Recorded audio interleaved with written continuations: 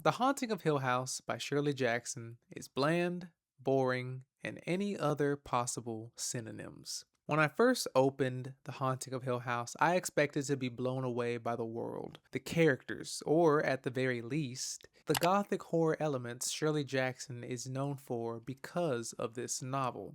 As this is a known classic of gothic literature, I expected to be amazed. What I quickly discovered was my utter inability to care for a single person, place, or thing occurring in this novel. Not because this is a terrible author who can't write, but simply because The Haunting of Hill House is a boring read with a bleak ending that made even me, someone who is a fan of tragic endings, put the book down in utter disappointment.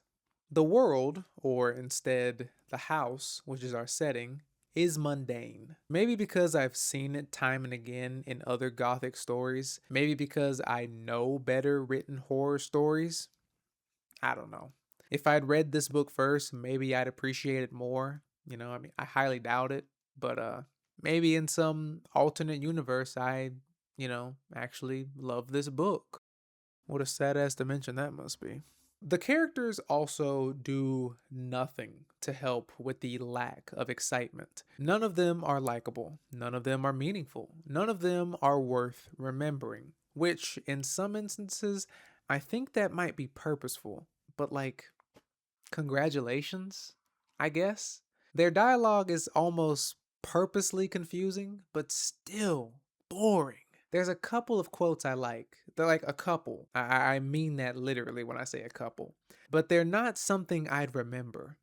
Furthermore, not even the horror elements of this gothic novel are enough to warrant a satisfied conclusion. This book is boring. It's short, but you'll quickly learn that to be a blessing in disguise if you decide to read it for some reason. And even though it's short, it's still somehow time consuming. It never goes anywhere, it never gets anywhere. And yes, I'm repeating myself, but the ending is just so.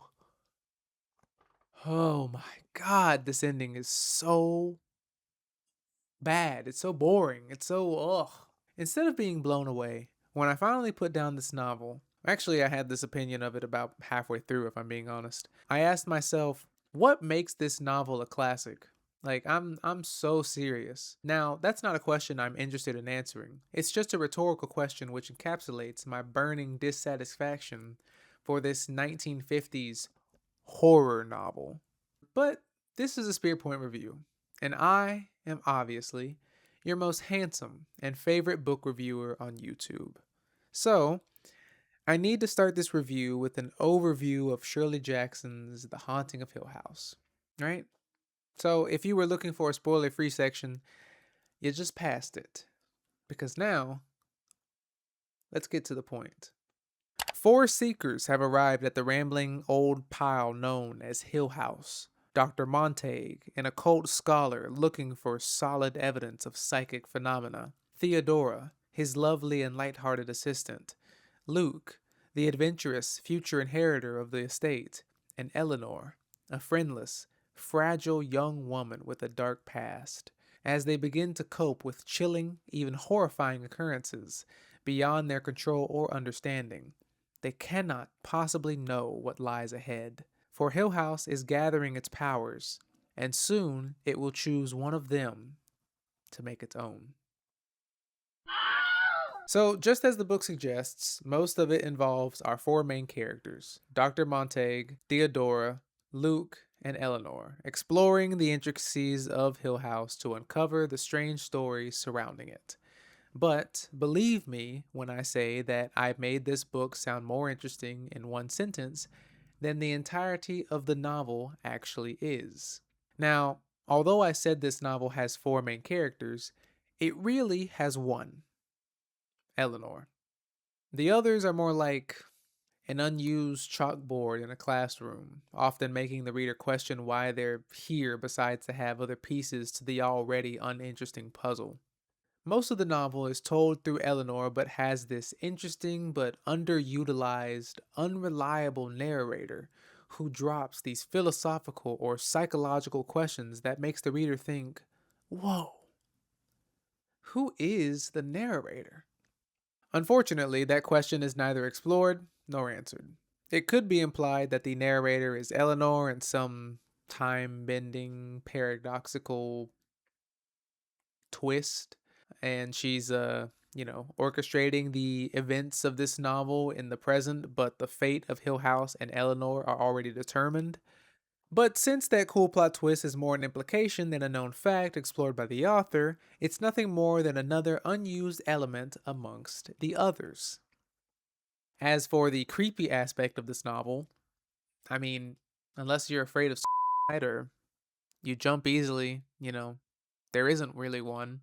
Can I say that? Can I say so? I don't know. I'm not gonna say it again though. So like there's these moments where the book is like, ooh, that's creepy, right? Like, whoa, they saw something that like might not have been there.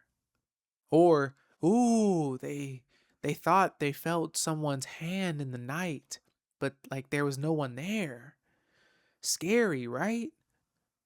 Right? But none of it is really anything major.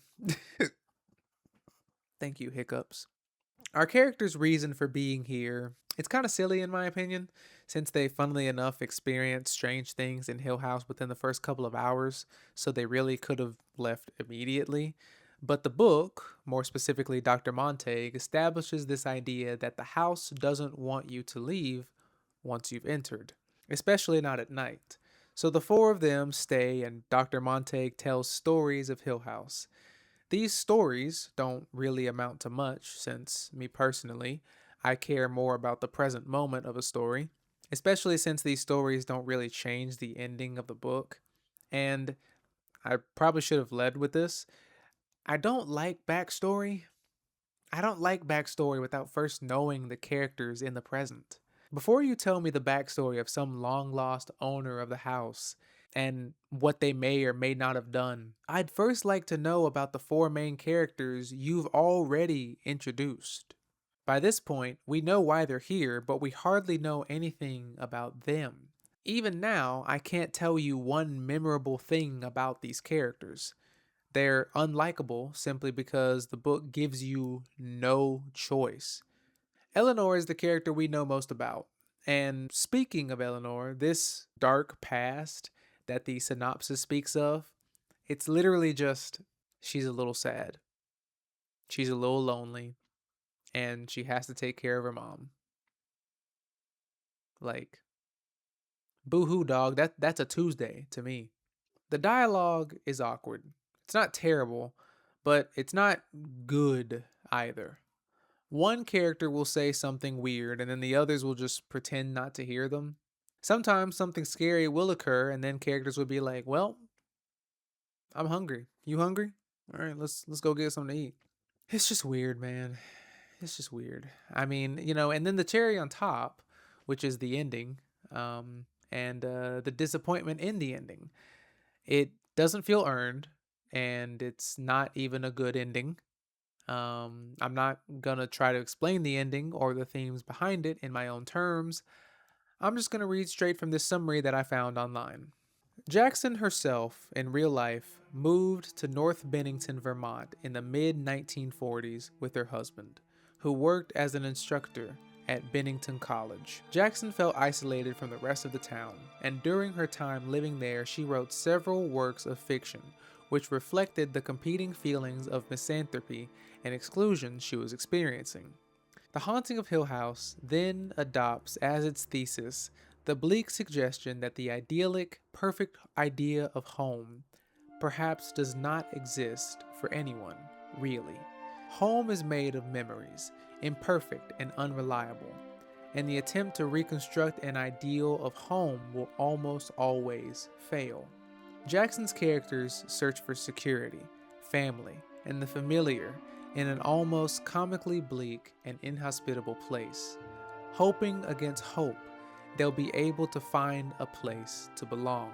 But in the end, all of them fail, and they're flung back to their far corners of the world, just as alone as when they began their journey to Hill House. First off, I hate this. I mean, if this is the author's worldview, I can respect that. But man, I'm very sorry you live your life believing this hopeless idea, Shirley Jackson. I really do. Like I just disagree with it wholeheartedly. I don't know. I don't know. I feel I should say that I'm definitely a fan of bittersweet and tragic endings, especially realistic ones. But that's the thing, man. I don't find this ending the least bit realistic. I mean, some people die with regrets, other people die happily, welcoming it even. But do I think most people at some point in their lives conclude they'll never find a place to belong? No. Do I think home is not a place but a series of memories? Yeah, I could see that. But not finding a place to belong ever? Nah, that doesn't work for me. I also don't understand the correlation between the ending of Hill House and this thesis. The book ends with Eleanor offing herself to finally be one with the house. Now, I'd like to think I'm a pretty intelligent person, but I truly do not see the connection in that ending. But maybe the book isn't for me. Maybe it just doesn't age well. I think people today still find it enjoyable. So maybe it's best if I just shut my mouth. The only reason I finished this book was because I had to for a class, and I really just wanted to rant about it, as I'm sure you can tell. But I won't lie to you guys, I skimmed the last 20 pages of this book, and I'm sorry, I just didn't like it. Like, the thing for me is you shouldn't give up on a book in the first chapter and call it bad. You shouldn't look up a summary on ChatGPT and call it a boring read. But to me, there comes a certain point where you can just tell, man, you don't really have anything to say with this, do you? And that's okay. Not every book needs to have something profound to say to its audience. Some books can just be entertaining to read. The problem with this book is this isn't an entertaining read. I don't know what you were trying to say, and nothing about it was enjoyable. I mean, I kind of said the first and third point, I kind of said the same thing, but like, you know what I mean? Once I get to that stage in reading a novel, you've lost me. Now, some might say, well, since you skimmed it, you might have missed the important elements of the story and you shouldn't really have a say in reading the novel. Why? I can't talk badly about a book because the last 20 pages of the book were good? Who made that rule? See, the thing for me is, there is no bad ending in the world that can ruin a good story. For me, personally. You can say what you want about Hajime Isayama's ending of Attack on Titan, but the story itself is still genius in my mind. You can say what you want about the ending of Toni Morrison's Beloved, but it does not change the beautiful themes it possesses. Hell, I wholeheartedly agree that the ending of Game of Thrones is absolutely abysmal. But I still rewatch the show. I still read the books.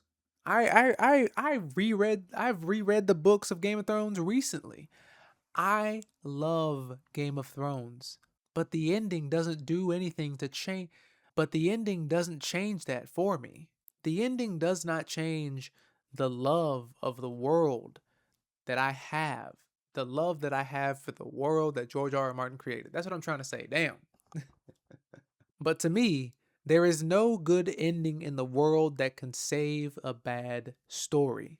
If I wasn't with you, if I wasn't interested in the happenings of anything throughout this novel, what do I care about the last 20 pages of the book being something worth my time? Why should I say the rest of the book is fine because the ending is decent? I don't operate like that. I don't believe that. I really don't. If the ending is good but the majority of the book is bland, that's a bad book. If I have to read, I mean, this book isn't really that big, but like, if I have to read 400 pages of something for it to get good, that's not a good book. I'm sorry. That's not a good book. Like when I read a Game of Thrones, I can read that from start to finish and I'm entertained by everything. I mean, a brand chapter might, pop up every once in a while and I'm like, "Oh."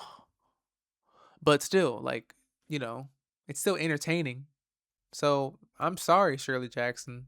Um, I'm sorry to the people who love this book, but I didn't. And pretty soon here, I'll be recommending a good Gothic novel.